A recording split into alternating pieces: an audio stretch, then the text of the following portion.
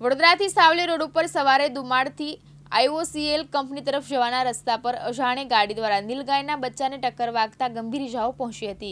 દુમાડ ગામ બાપા સીતારામ એવા ભજન મંડળ દુમાડને જાણ થતાં તાત્કાલિક બાપા સીતારામ મંડળના સભ્યો સ્થળ પર પહોંચી વન વિભાગને જાણ કરી હતી।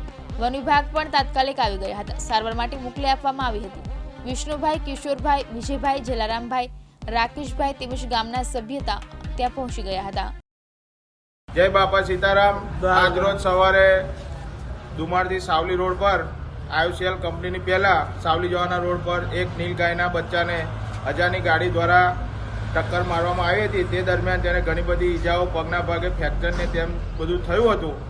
તો તે દરમિયાન ત્યાંથી જતા વ્યક્તિ દ્વારા બાપા સીતારામ સેવા ભજન મંડળ દુમાડને જાણ કરતા બાપા સીતારામ મંડળના સભ્યો તાત્કાલિક દોડી જઈ તેને સાઈડ પર હટાવી અને વન વિભાગને જાણ કરી તાત્કાલિક સારવાર માટે તેને મોકલી આપેલ છે।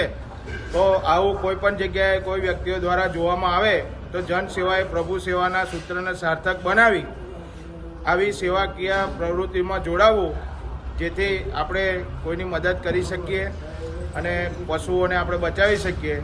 જય બાપા સીતારામ। મહેન્દ્ર સોલંકી, દિવ્યાંગ ન્યૂઝ, વડોદરા।